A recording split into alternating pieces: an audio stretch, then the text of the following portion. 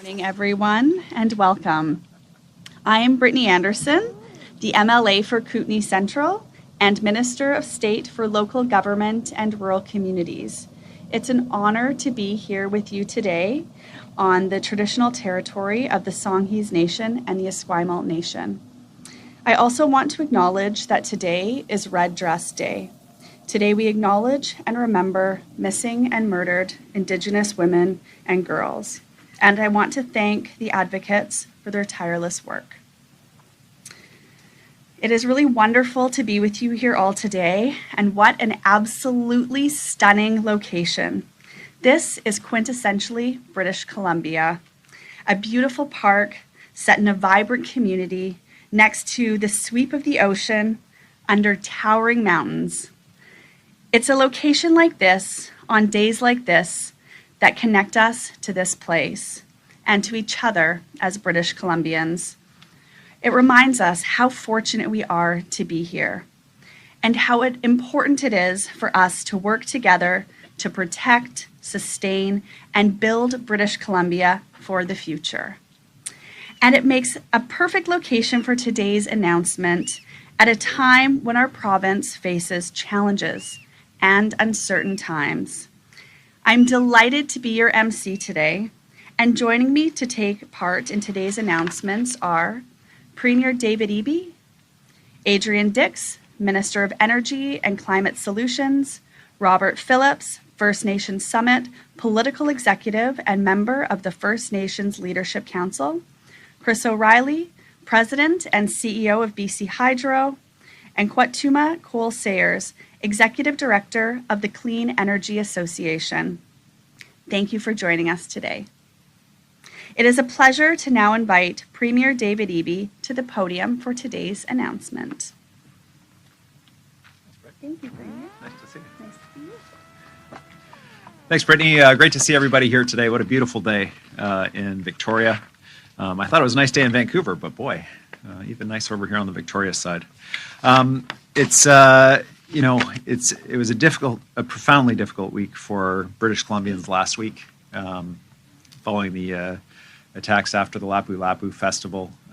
Over the weekend, there were memorial services, and I want to thank those who organized them and hosted them. We had a very moving memorial mass at the Holy Rosary Cathedral in downtown Vancouver. I know there were other ceremonies across the province marking this horrific tragedy, and I know the British Columbians are standing with the Filipino community, with the families of the victims, and those who are still struggling in hospital. We're thinking of you.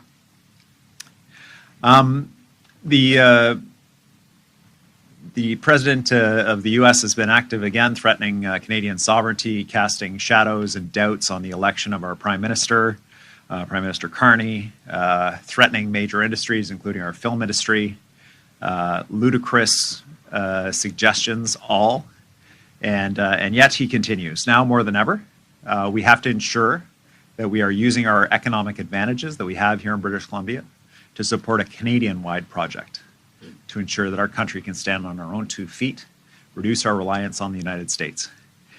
Now, we don't want to do that at any cost.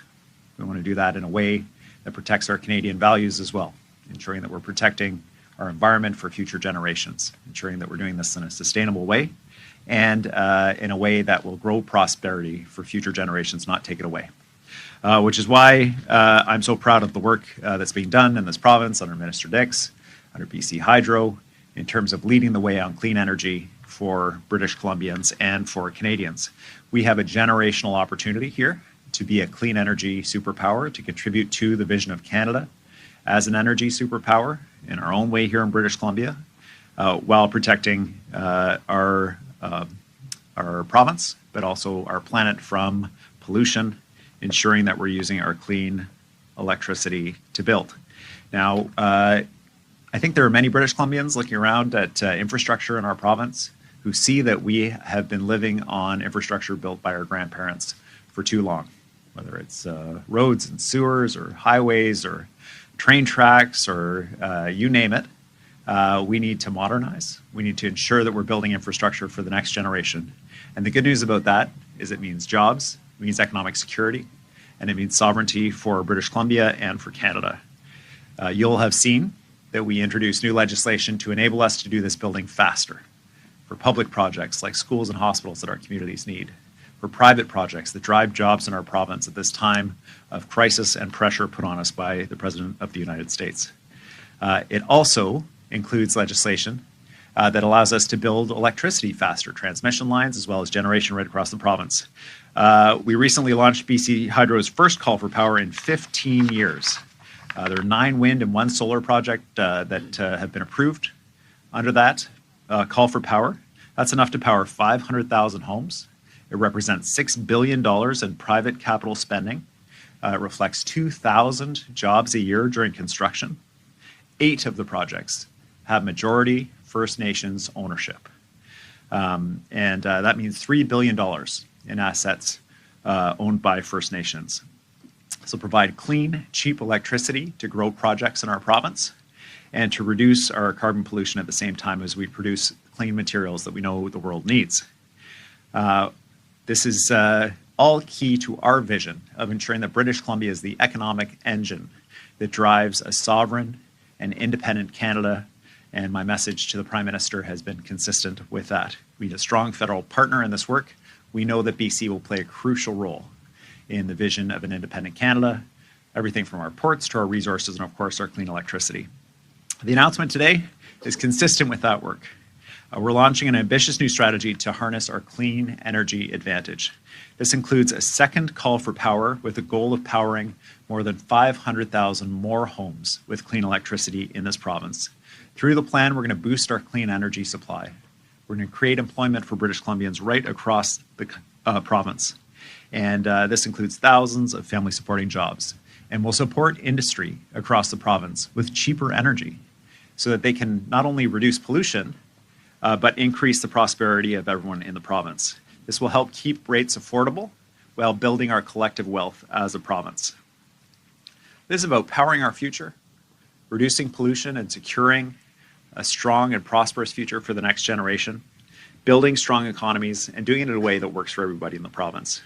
We can do this if we work together, and we will work together, British Columbians and Canadians alike, as we ensure that we're not only standing up to the threats coming from south of the border, but that we're actually building a country that is strong and free and proud and powered by clean BC electricity. With that, Brittany, I'll turn it back to you.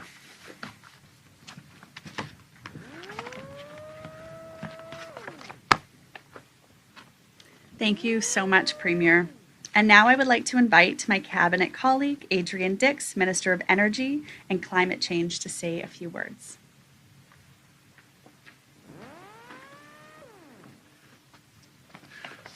Thank you. It's an honor to be here on the territories of the Lekwungen-speaking people, the Sanghees, and the Esquimalt First Nations.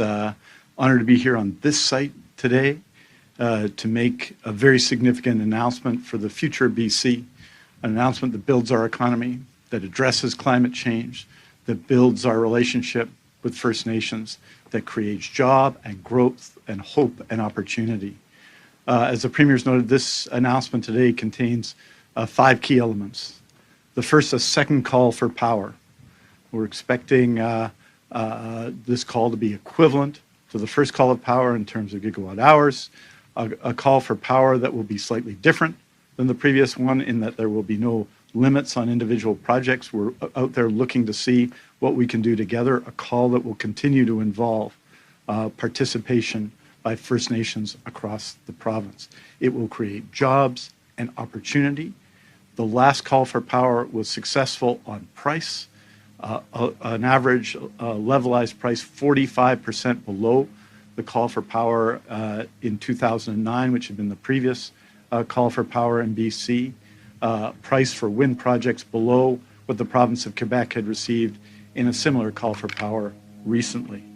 The second aspect is a call for expressions of interest on firm power, geothermal and hydro and battery and other possibilities that will be launched this month and which will have as a deadline September.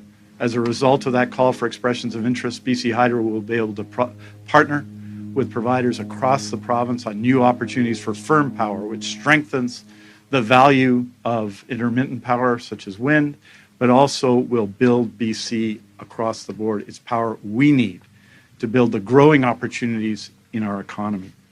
Thirdly, a call for expressions of interest on conservation. Build on our successful Power Smart program, our $700 million program. We are seeking proposals from industry and from people across BC that will reduce the cost and the amount of energy people use, sometimes the most efficient way to address our energy needs in future, a way that also creates jobs and reduce costs for people, particularly people who are struggling with the cost of living these days.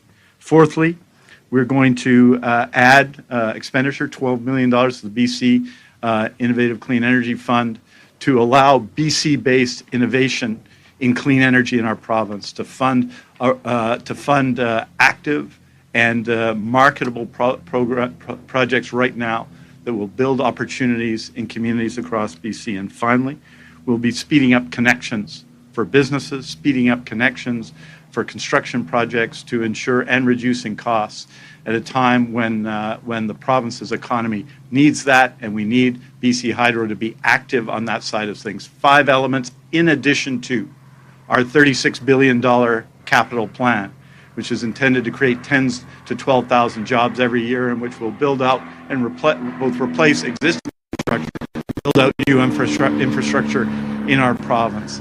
In addition to the 10 clean energy projects we announced in the first call for power, in addition to the legislative changes we've made to ensure that we don't just announce projects, but that we build them. This is an exciting day for British Columbia. In the 1960s, there was an opportunity to transform the economy, and BC Hydro, the new BC Hydro, the nationalized BC Hydro, was the center of a lot of that activity. W.A.C. Bennett saw the future. Well, there is a future now. We need to build a stronger BC Hydro, opportunities for British Columbia. We need to take this moment and build in our province, take advantage of our clean energy advantage, and also, and importantly, address fundamental issues of First Nations participation in our economy and climate change. This is our moment. It's time to get to work, and we are going to do it. Thank you.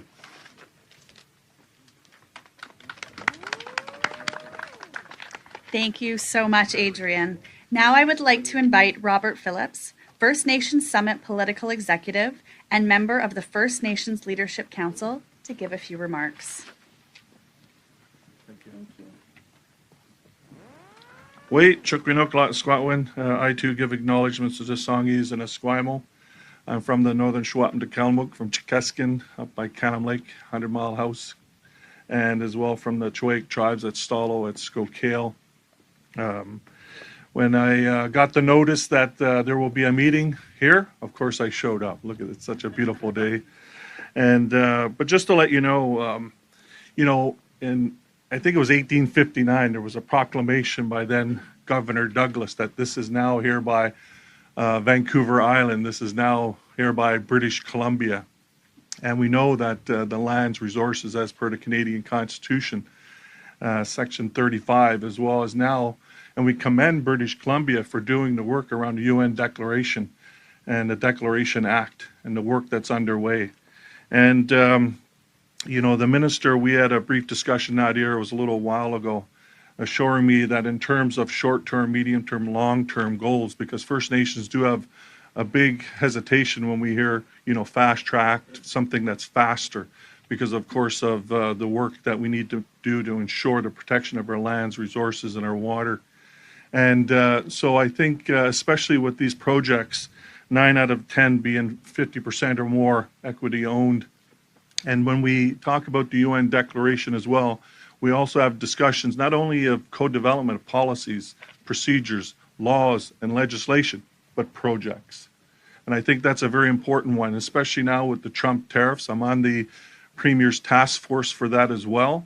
And we know it's a real threat. We just look across the way in the United States in terms of what's happening there. And so we know that we need employment, we know we need skills training, we need all of those things, and it starts here and now. And we need to do that because we're already seeing impact potentially $50, $70 billion in the next 3 to 5 years. That could be a big impact to our economy here. And who feels it the most? It is First Nations. And so when we see projects that go into isolated, rural, coastal, northern areas of British Columbia where First Nations are located, it's a good thing, because if there's prosperity for First Nations, there's prosperity for all of British Columbians and Canadians. And so, again, with these private partnerships, we're hoping for benefit for First Nations, but as well for everyone. And I wanted to emphasize that this is a good step in the right direction. And of course, the relationship between First Nations and the government is on a government-to-government basis. With Canada, it's nation to nation. And so when the Premier speaks in terms of the work that we see that will happen, we will make sure that, I'll give you an example. There's the First Nations Clean Energy Strategy, and a strategy that was implemented from First Nations, all 204, that it input in workshops. So that's true consultation in terms of the work that's underway. And around the UN Declaration as well, and the Declaration Act that we see here, the free, prior, and informed consent that's necessary. And that doesn't necessarily mean the veto. That means consulting, communicating, having relationships. So I just came back from a mining conference up in Prince George, and a lot of industry and organizations there were talking and mentioning the relationships that they have with First Nations. And it starts at the grassroots, and eventually it leads to First Nations and for governments all throughout British Columbia. So the Leadership Council and the First Nation leadership, although there are some concerns and issues along the way, we're in support, and we're here to work with the government of British Columbia in this area. Cookstam, thank you. Thank you so much, Robert. Now I call upon Chris O'Reilly, President and CEO of BC Hydro, to give a few more details on the second call for power and other actions we are announcing today. Thank you. Thank you, Minister Anderson. It's a privilege to join you today on the territory of the Lekwungen-speaking people, the Songhees and Esquimalt First Nations. For generations, BC Hydro has powered British Columbia's homes, businesses, and industries, driving growth and strengthening communities. As we plan for the future, our focus remains on expanding our electricity system to meet the demand while ensuring security, sustainability, and affordability. The Clean Power Action Plan, outlined by the Premier and Minister Dix, provides the forward-looking vision that we need to achieve this. Today, I'd like to highlight three of the key initiatives. First, we are building on the success of the 2024 Call for Power, which delivered 10 new renewable energy projects with enough electricity to serve the equivalent of 500,000 homes. This summer, we'll launch a second Call for Power, ensuring continued affordable electricity access for growing communities. The 2025 Call for Power will target 5,000 gigawatt hours of clean and renewable energy from large-scale projects in partnership with First Nations and independent power producers, powering the equivalent of 500,000 homes. First Nations economic participation will follow the similar model from the 2024 call, where we'll have at least a minimum of 25% First Nations ownership and incentives for increased participation and additional benefits. And the electricity purchase agreements will be awarded in early 2026. The plan also introduces a request for expressions of interest for capacity and firm baseload power to meet peak demand and provide backup for intermittent energy resources in our province.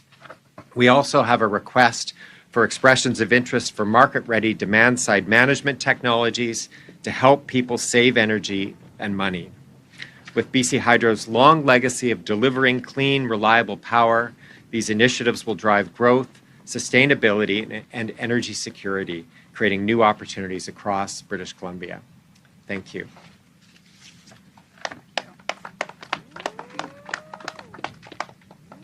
Thank you, Chris. The actions we're outlining today,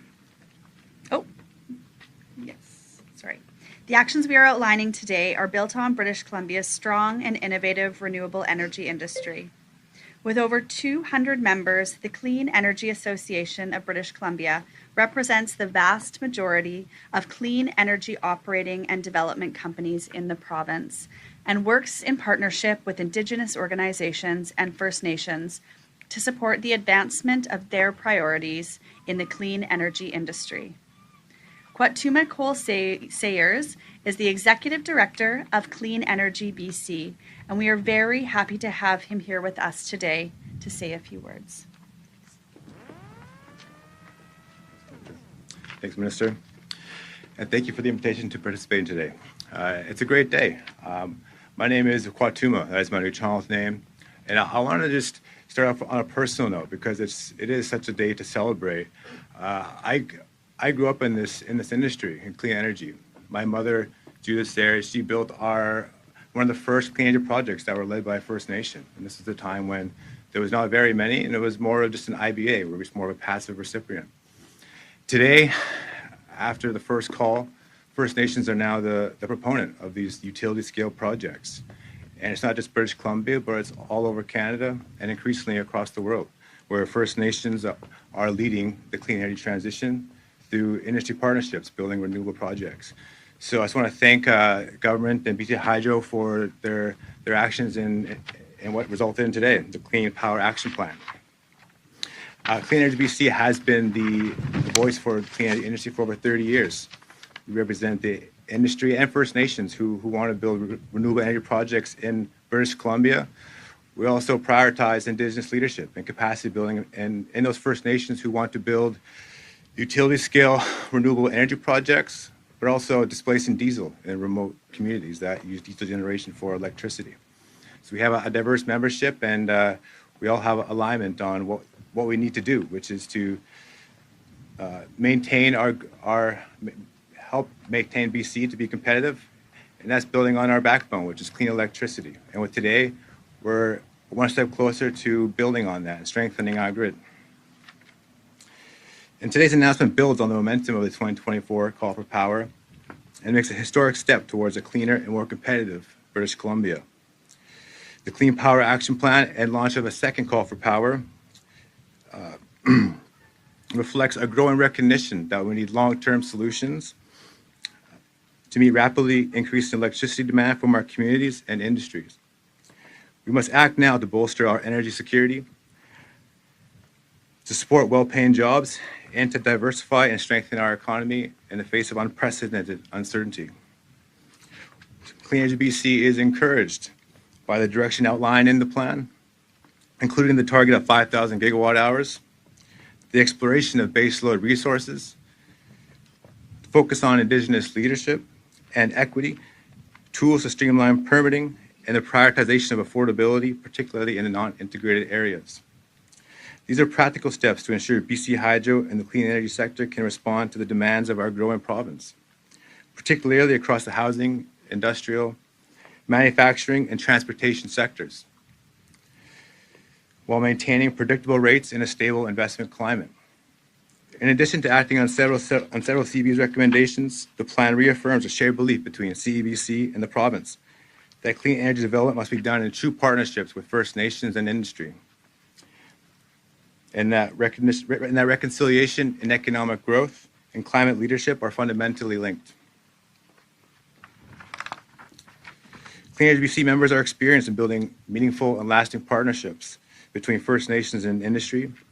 These partnerships mean more local ownership, keeping valuable investment dollars, revenues, jobs, and spin-off benefits right here at home. With this clear plan, BC is driving more certainty for First Nations and industry and prioritizing meaningful reconciliation. Together, we can build an energy system that meets today's needs while laying the foundation for shared prosperity, economic resilience, and long-term energy security. The Clean Energy Association of British Columbia remains deeply committed to working alongside First Nations, governments, utilities, and industry to deliver the next generation of clean power in this province. We have a historic opportunity to meet demand and shape a grid and economy that are cleaner, more equitable, and resilient. Let's continue building the future we want together with clarity, collaboration, and shared purpose. I want to thank the organizers today and the Lekwungen-speaking peoples for allowing us to do this on their lands. And so thank you. Kweko, kweko.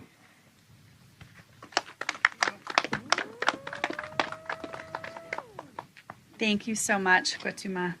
and to you and Clean Energy BC. Certainly, the success of the 2024 Call to Power and our ability to launch a second Call for Power this year, we owe a lot to the advocacy of your association and in bringing government, BC Hydro, First Nations, and the renewable energy industry together in partnership to advance new clean energy projects. At a time where there seems to be so much wrong with the world, it has been really uplifting to be with you here today for today's announcement in this beautiful and inspiring setting. Yet we face challenges, but we are prepared, we are strong, and we are taking the lead.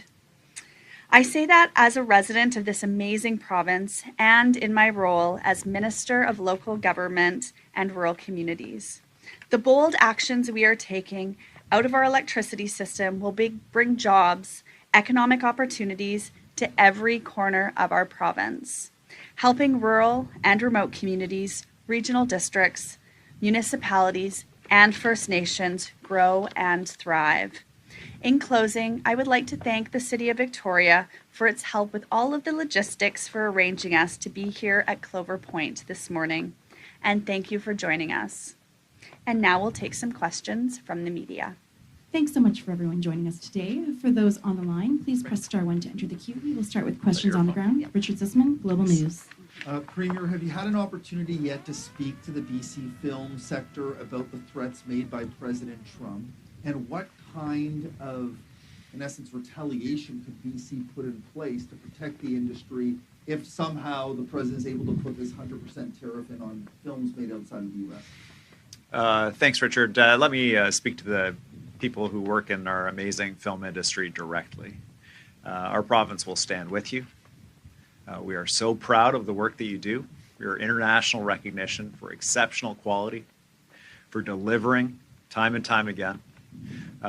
It's fantastic, and it's why we've stepped up to support the industry with additional supports. It's an industry that touches every corner of our province and also drives tourism. People travel some distance to visit the location of Canadian films and television shows that see worldwide distribution. The president's proposal is incredibly hard to understand. Try to imagine, as an American, an option for 2 versions of Netflix, one where you get just a handful of productions, the other where you pay $50 a month or $100 a month and you get to see what everyone else in the world gets to see. To say the implementation would be challenging is an understatement. We don't watch DVDs anymore.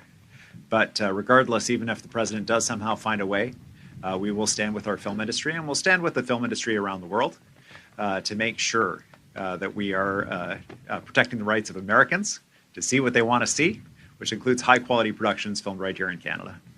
Richard, for a follow-up? Prime Minister Carney is meeting with President Trump tomorrow. We can talk about this issue as well, but big picture, what is the expectation from British Columbia around what you would like to see out of this meeting, and what would you like to see the Prime Minister come home with? Well, the context of the conversation is important. I'm seeing the president ramp up his 51st state rhetoric again. For some reason, and bizarrely refused to rule out military interventions in Canada, calling our country's borders artificial. And so, first of all, and I know the Prime Minister's up for this, I want to see him ensure that we're standing up strong for our country's sovereignty. We're not tolerating that kind of talk. But the second piece is, to the extent that the conversation is able to get there, is to underline the mutual benefit that we enjoy as Canadians and Americans of a close partnership. I think about our timber industry here, think about our film industry, the jobs that are dependent on both sides of the border, and the same true in the auto sector in Ontario. I'm very hopeful that the Prime Minister squarely addresses the softwood lumber threats, as well as additional duties that have been imposed on British Columbia companies in terms equal to his advocacy for industries that are in Ontario and Quebec that are affected. Because I believe that there is a possibility of a softwood lumber deal. We've got $10 billion in a tariff bank account that's just sitting there. It's not advancing the interests of Americans or Canadians. and Americans paying more for the building materials they need for their homes doesn't make any sense. So regardless of the specific industry, I want the Prime Minister to be strong. I want him to stand up for our country. I want him to take no guff from the President. And I want him to be constructive and to underline the shared prosperity that we've enjoyed and that can be expanded if we work together. Rob Buffin, CTV. Oh, hi, Premier. The industry here, the film industry employs about 26,000 people. I want to get your thoughts on how devastating it could be if there is indeed some kind of tariff. We've seen the impacts of the writer and screen actors strike in 2023. The value of the industry in BC has decreased. What are your concerns about what tariffs could mean for this film industry? Well, first of all, to the folks in the film industry, don't panic. The President tweets a lot of stuff. The implementation challenges of this are profound and hard to understand exactly how this would work. The industry is strong and growing in British Columbia. We recently learned that The Last of Us has signed on for another season here. That's a 9-figure production in British Columbia. Shogun, another season. Buckle up, Port Moody, to become historic Japan. We're proud of the work that we do here. Everything from the amazing Hallmark movies right up to the big budget productions. It's an important sector for our province. We're going to stand strong for you. There's no question that the President is threatening people who work in industries across British Columbia and across Canada. His stated intent is to beggar our economy so that we become the 51st state. And we won't let the President do that. We'll stand strong for the film industry, for the softwood lumber industry, for all of the industries in British Columbia, and make sure that we're expanding markets internationally and ensuring that jobs are strong. Today's announcement is part of that. Clean electricity will drive many of the industries, drive our competitive advantage as we enter global markets. And we'll find those ways to support our film industry as well as any other affected workers. Follow-up from Rob. Yeah, here we've done things like provide tax credits in December to attract foreign productions here, subsidies back in 2023. Would you consider, we're so closely linked and we're helping the Americans here, would you reconsider doing that, or would that not make sense? And I'm also curious, we saw what happened with Zelensky in the Oval Office. How carefully are you going to be watching? You said you don't want him to take any guff, but how closely are you going to be tuned in to see tomorrow's meeting? So I think that for BC film productions and for our teams that work here, as long as there's a level playing field with other jurisdictions in terms of the tax treatment of productions, our teams can compete with any production team around the world. And when they create the films, they're broadcast around the world. They create intellectual property, all of which is exempt from tariffs unless it's put on a DVD and shipped across the border. So it's hard to know how this specific proposal would work. But regardless, we know that we're competitive with the best, but part of that is ensuring a competitive tax environment, and that's what we deliver for the film industry, and that's what we're going to continue to deliver. We're not going to be making any changes to that. As far as the meeting with the Prime Minister and the President, I'm glad Prime Minister Carney is doing it. It's got to be a profoundly challenging thing to do, but I am hopeful that with his experience working with world leaders, that he's able to bring the tone that we need as Canadians to stand up for our country, to keep his elbows up, protect our provinces and territories, protect our people, and also to underline to the President that his devastating plunge in popularity, the discontent among Americans, the threats of empty shelves, the collapse in shipping into the country, the rising bond yields, the threat to the American dollar's hegemony, all these things come because he is not recognizing that we're better off together. And the sooner that he recognizes that Canadians and Americans can and have worked together closely for generations, and we've both benefited from that, the better off he's going to be in terms of his ratings, in terms of the economic outcomes for Americans, and the quality of life for Americans that are just going to see higher prices and less of what they need. Next, we'll take a question from Alec Lazenby, Vancouver Sun. Hi, Premier. Minister Chandra Herbert went down to Los Angeles in November for some meetings with the film sector. What came out of those meetings? What were the discussions that you're aware of? And do you have any plans to send him back down there for further conversations? Is that worthwhile at this point? going to maintain our close connections, I mean, it's hard to even describe a separate film industry between Canada and the United States. We're so tightly integrated. We have a strong domestic film industry here that tells our stories as Canadians, but many of the people who work on those productions also work on huge blockbuster productions that notionally originate in the United States, but are often international productions filmed in multiple countries. We have the outcome of the meetings and the charm offensive that the minister led with Nina Krieger, our parliamentary secretary for film, is things like finalizing the deals for The Last of Us and Shogun. This is hundreds of millions of dollars in production value for British Columbia. We're going to continue to do that work. We're going to continue to reach out to the industry.